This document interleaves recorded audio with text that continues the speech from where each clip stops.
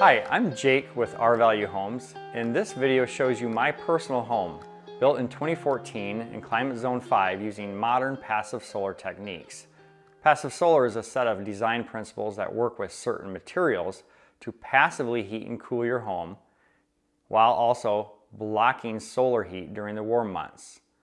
By passive, we distinguish it from active methods of solar heating, such as closing your blinds or installing solar panels.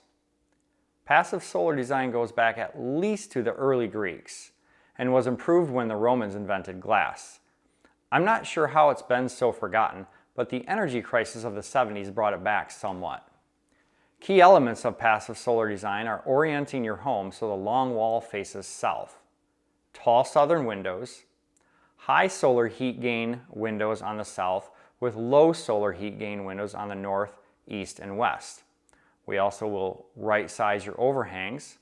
Your open or common rooms will face the south, and then we'll have a lot of thermal mass in the home. How it all works together. It's different in the winter and the summer. We'll start with the winter, where the sun is quite a bit lower in the sky, its lowest point being on the winter solstice of December 21. At that point, the sunlight is fully in the south windows and it comes well into your home. The high solar heat gain windows allow a lot more heat through than the others. That heat strikes the air and any other object, typically your floor, and radiates the heat into the home. A highly efficient building envelope keeps the heat in. And as the sun goes down and your temp in the home drops, the floor starts to give off the heat that it's stored. In the summer, the sun is much higher in the sky. Of course, the highest being on June 21, the summer solstice. At that point, the sun is completely blocked from coming in your south windows, so no additional heat is added. Your windows on the north, east, and west allow very little solar heat gain. Next level tips: deciduous trees on the east and the west with high solar heat gain windows, as well as a conditioning energy recovery ventilator which moves warmer air from one room to a cooler room. Why passive solar? Free heat. On a clear day, your HVAC system doesn't need to run when the sun is out, no matter how cold it is. Full sunlight in the summer makes the home bright and cheery. But what are some downsides? There's the potential for overheating in the home in the winter months, particularly if it's unseasonably warm out. Worst case, you open a window. A little less sunlight comes in the home during the summer months because our awnings are blocking that. Passive solar today versus in the 70s. Back in the 70s, we used lots of glass on the south. You had to open and close dampers to move air. There was significant overheating. It was expensive to do, and the performance was dismal. But today, with highly insulated airtight homes, we can do it with a little or a lot of glazing.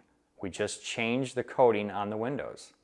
And the amount of thermal mass, we can vary. We don't need any special traum walls or crazy storage options. Every home can get impressive performance. In summary, orient your home so the long wall faces the south. That's where the sun is, and that's where it can be blocked by an awning. Unlike the east and the west, use tall southern windows. The lower the sill of the window, the more performance potential there is. Many of today's homes have an 8-foot head height window. This gives you a lot of potential for solar harvesting. Use high solar heat gain glazing on the south windows, such as Cardinal 180 or Pilkington Energy Advantage. On your other windows, use low solar heat gain glazing, such as Cardinal 272 or 366. There is a color difference between some of these coatings, but it's pretty minor. The south window is a little bit more clear. The other windows have a slight blue tint to them. We need to right size the overhang. How do we do that? We shade the southern windows with an overhang which needs to be sized for your exact location. But what do you do when you have multi-level homes? Awnings. We put our open or common rooms on the south part of the home. This allows the sun to heat that space rather than segmenting it off in small rooms. We use thermal mass to absorb excess heat to be released later. In conclusion, passive solar is a design strategy that only requires a good lot and some planning. It doesn't need to be all or nothing. Don't let the perfect be the enemy of the good. Take whatever passive solar heat gain you can get with your design. Remember, it's free. It's perfect for many sites. Excellent for building highly efficient envelopes on the line between Climate Zone 5 and 6. Why wouldn't you do it?